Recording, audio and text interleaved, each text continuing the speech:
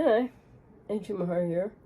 People with codependency are often, or the X's of those with BPD, or the in, the on and off, and all that verbiage stuff. Many comments on the channel from time to time indicate this as well, right?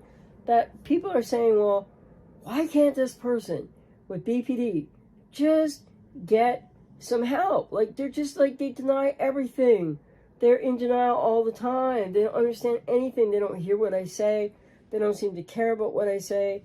They don't think they do anything wrong. They're always telling me that I do everything wrong.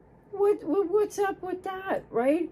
And yet the thing is, it's interesting because I've noticed this in a few comments recently, but like I don't want to make anybody feel, self-conscious to comment.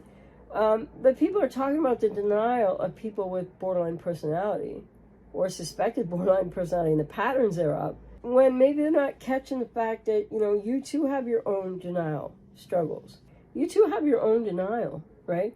So I'm not saying you're projecting that all out on the person with BPD, not at all.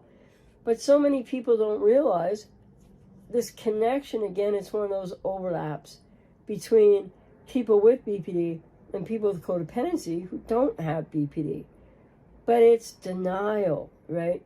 And denial is huge in these relationships for people with BPD because they're attempting the relationship like they somehow believe that they can actually do this relating with you, and they can't really. And then people with codependency are believing all kinds of things about this person with BPD because surely to goodness, they're going to be able to get it, right? They're going to be able to listen to you and learn from you because you know what you're talking about. I mean, and you do. I'm not trying to sound sarcastic. You do know what you're experiencing from this person, even if you don't know that it's BPD. You're sort of like, hey, wait a minute, what about me, right? Because it's all about them. So this denial in codependency causes many people with codependency to have tremendous issues of, again, focusing so much on that partner or on that ex, BPD or NPD or comorbidity both, and maybe you're not sure, and you're focusing on them, but that's your denial too. And why do you think? And I'd like everybody to think about this if you haven't thought about it, and if you have, well, there's that rumination factor, right? You could maybe seriously try to think about it again. Why do you think that you have continued, or for so long that you did, or many people still are, no matter what's happening, you keep believing this is somehow going to work out? Why is that, do you think? Do you really think that that's all about that person with BPD or NPD in your life, or who was in your life, or in any relationship type, or right now is your girlfriend, boyfriend, husband, wife, or you're the ex of at the moment? Maybe in the limbo place, or the revolving door, or maybe the on and the off. What do you think is so compelling for you? What is it that your codependent denial is telling you that you can make so different with this person with BPD or maybe NPD or maybe comorbidity, some of both, or BPD primarily with traits of NPD? So that comorbidity really is best defined. But so the denial factor of people with codependency, now I'm not saying people with BPD don't deny everything, of course, and they even understand often less about what they're consciously, they're not doing things consciously all the time. It depends what it is, right? And it depends on each individual. But so codependent denial is one reason why people just stay and go back and work it out. There's the unhealthy bond there, but what do you think? Or have you been wondering, I hurt like HE double hockey sticks here. This person is doing nothing but frustrating me and hurting me and the drama and the chaos, but I love them, is what people say, right? And I really love him or her, and I just can't imagine not having them in my life. And people feel this way even if they've been ghosted or discarded and they're not in your life anymore. That's really hard to manage. And people feel this way if the person is still in your life, but nothing's going, quote, right, or unquote, or quote, the way it should, unquote. And so big part of this has a lot to do with not only codependent denial, but the repetition compulsion cycles externalized out from people with codependency, which aren't the exact same as the repetition compulsion acting out, reenactment of, severe woundedness, adverse experience in a lot of people with BPD's early childhood. It's not exactly the same. But, do you have any ideas about why you are so interested still in this person with BPD? Maybe this is like not your first video that you've seen on the topic, not your first video of mine. And you're like, yeah, I've heard what you said in other videos. I get it. But like, no, I just love this person. And it just has to work out. And then I do hear, with clients often the devastating pain and lostness when they know it's over. And what do they know that some of you might not yet know? And not all my clients are in the same place at any one given time. Many will say that they know in their heads for sure they can't do this anymore. This has to stop. But it doesn't change the fact that they still feel everything that you might be feeling if you resonate with the fact that you don't have that stop sign in your head yet, because everything just feels too compelling. So think about, how much do you think that you maybe aren't even in touch with your emotions a lot of the time? How much do you think that you are minimizing your emotions, and even more in particular, especially or pointedly, maybe you are minimizing your needs? Maybe you have totally abandoned yourself to the point, not consciously, but unconsciously, to the point where all that matters to you right now is that borderline and them coming back, or you recycling again, or somehow they just need to hear you, or they just need to go to therapy. Because there's this thing out there I've noticed online, right? And it's just people using language. But if I look a little bit more deeply into it, and what we have online is we have the borderline we and the codependent they. So where you might go and listen to videos or watch things or listen to podcasts, whatever, all this information all over the place on, for people with codependency, exes, people wanting back with, in limbo with a person with BPD, etc. When you're first encountering all this, trying to figure out where we are with this, right? Because people maybe who are going to watch this video could be anywhere in this whole kind of continuum of experience and pain, but not enough that you feel like you could leave or that you want to, or maybe you've been ghosted or discarded and you're like, wow, I have to get them back because, just like the way you feel and what you're still interested in trying to work on. Because in childhood, people with codependency learn a lot about trying to really fix to get their own needs met. And so the thing is, on the internet, we see places where people with BPD are talking to each other or blogging, or it might be a Facebook group. And I'm just going on a few things I've seen here and there because I'm not on Facebook. I mean, I am, but I have pages, but I don't use them. I'm not like in any group hiding or anything to see what people with BPD are saying. That's what I want to make clear. But in these areas where people with BPD do congregate and talk about their own lens, it's always we. Like if you hear one borderline talking untreated, they'll often say, online, they'll say, well, when we do discard you, and we do this because, and it has nothing to do with what you might feel or think. They're just talking about their own rationalizations and reasons and why it has to happen, and they're not concerned about how anybody feels about it. So people with BPD often will say we. I get comments on the channel, whether it's from, there's many people with BPD that are more aware and such, and they can interact here, and it's not an ad hominem, and it's not a, troll deal. But the thing is, there are those people with BPD that still can't do that, and it is an ad hominem, and it is trolling, and it is, all this kind of like, blame me for what I've said to help other people, And in those cases, they'll often say, well, I listened to this video of yours, and, what you're doing to all of us with BPD, or we all know that this, and you said that, and how could you do that? So it can be the borderline we or the borderline us, right? And the thing is, so they're not really using the word I very often, if at all, because they don't know self, right? Which is so key. I say it often because I want people to really start to think more, if you haven't already. What in the heck does that mean? Because it really is clouding and creating a lot of the pain you're in and what you're going through with anybody with, especially maybe even undiagnosed or untreated BPD. And then so we have that borderline we narrative online, right? Them, in other words. And the codependent they. It's not codependent we. It's codependent they, meaning the borderline or the narcissist. The borderline or the narcissist.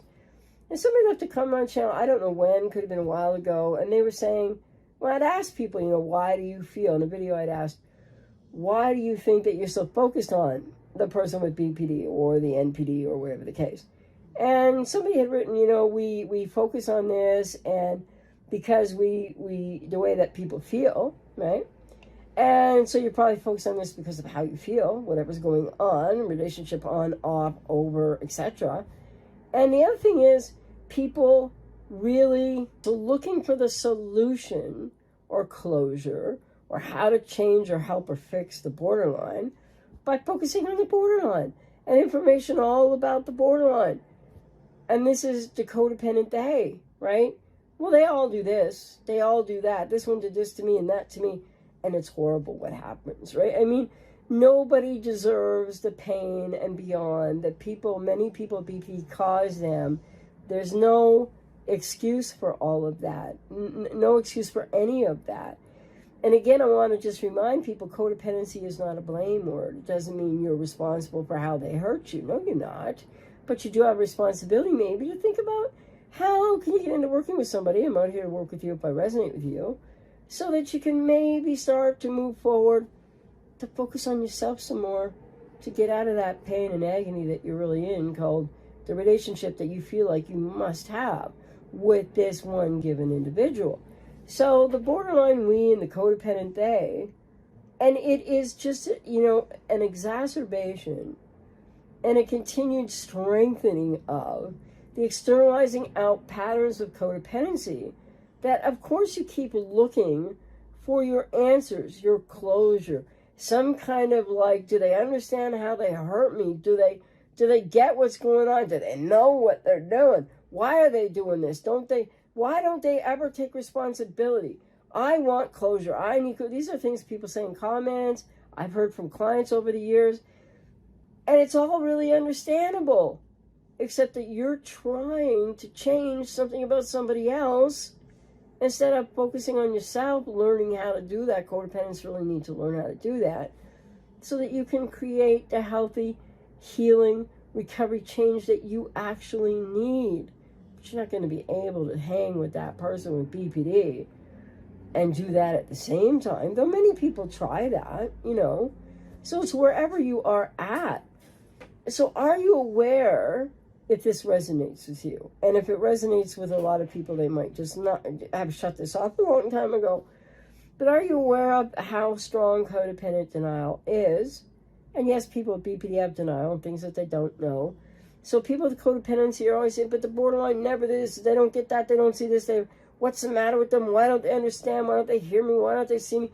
Why can't we just talk about this one freaking thing? Nothing. They don't listen to anything. They don't hear anything. Which is their defense mechanisms and all that. But it's also that they're in denial, right, of the fact that they create a lot of their own problems and have self-fulfilling prophecies going on with unconscious repetition compulsion cycles, from in BPD, and that lack of self and trying to find self through other and how they're so chameleon-like and everything, and nothing is really real. A lot is not real. Let me put it that way. And then there's, online, the borderline we and the codependent they, like I said. So how is it that you're trying to hold somebody with BPD or even NPD or comorbidity both accountable, but you're in denial about, you need to take some responsibility for yourself to help yourself out with, right? Not anything that the cluster B does. No, you're not responsible for that. So this denial factor in codependency along with the codependent they online. Well, they did it. They made me feel this way. They keep on ruining my life. I don't know why, but they need to stop it. and they need to do this, that, and the other thing and get into therapy because they just need to stop, people with codependency might say, hurting me, meaning you, right? But the truth is that most of them that are, a lot of you out there with untreated or even undiagnosed people with the patterns of BPD, and they're not about to go to therapy or do anything to change anything anytime soon. It's going to be up to you to start to learn how to take care of you and realize the denial, the self-abandonment, and how you're trying to get them to change so you can feel okay. Because you know what? It's simply, that's a very common codependent thing to try to do and not really do that logically, right? Doing that largely still from this unconscious place of your own woundedness. So it's really imperative that people want to know more about this when they're ready to. And if you're somebody who is working on this and you know you have codependency and you're not sure what's going on, but maybe you know in your head this relationship should stop, well, it's time to really get into action to try to make that happen for yourself. And I'm out here to work with people who are ready to get into that work of healing and recovery, and whatever that might mean from wherever you are, and whatever that journey looks like for you. And I fully well know, as I've been working with clients for almost 33 years now, that a lot of people come to the process of, trying to start healing and recovery work, and they haven't got their minds made up, and everything still feels impossible. They're ruminating, a lot of pain, still in that codependent denial, still in the codependent patterns, and still focused on the cluster B. So again, this is where you got to adjust your focus, because what you focus on expands. And your focus on a cluster B is going to expand all the suffering and the pain that you've known up till now, because trying to help and fix them and focusing on them as your focus expands on and about them isn't going to help you at all. And so many people with BPD are not ever going to hear you. And they're not ever going to consider a word you say. And that's why maybe you've had 9,000 Jade conversations already. And you end up justifying, arguing, defending, and trying to explain. And like, wait a minute. How did this thing happen in the first place? What's the latest, most painful, contentious thing that the borderline did that you tried to get heard about? But now it's like, no, you did it, so they say. It's how people lose themselves. It erodes your self-trust. And people with codependency don't have the healthiest of self-trust. So it erodes the self-trust that you might have had, that you might not have right now. People feel gaslit a lot, but really that can be codependent denial because you're just not willing to see full on what they're actually doing. And if they're often lying and they don't take any personal responsibility, that's not a positive thing. But are they really gaslighting you, or do you already know this, but you don't want to know this? So anyway, just something for you to think about. I hope that might be helpful. I know a lot of people don't like these kind of messages because they're just not popular. But I'm not here to be popular. I'm here to keep it real, to help people getting ready, getting into that space of taking action to heal, and also keeping it real so that you might, a lot of people probably turn this off already, but so that people who are still doubting, unsure, really entrenched in focus on that person with BPD or the narcissist, or you're not sure which, or both, is only going to keep taking you in the same painful circles. And when you've been ghosted and discarded, if you're trying to get back, if you're in that limbo, it's just not a place to stay. Because people then think that everything is the borderline's fault. And yes, they really hurt and wound people. But you're losing trust for yourself, you're losing yourself, you're doubting yourself. So sometimes do borderlines gaslight in their own way that isn't exactly like narcissists or whatever? Like, yeah, maybe. But you're doubting yourself so much now that you don't even need the gaslighting to like really have a problem trying to figure out what's going on here and why. So online, it's interesting to watch just look at the borderline we and the codependent they. And it's kind of like the circle keeps going around. And people with BPD, not all, but many and most, a lot of people that might be watching my videos or listening to me when I'm not on the camera or like podcasts or whatever, just need to realize that there's so many people with BPD that aren't going to get it right now. They're not going to get it in time for you to have this relationship. They're not going to get it in time for anything to change.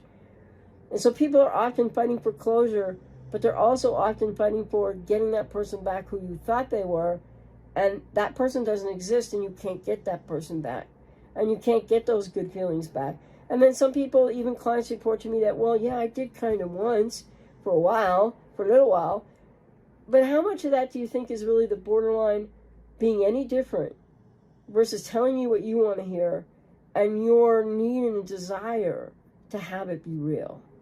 So people with codependency need to think about focusing on self more, taking action steps to get in the healing recovery process.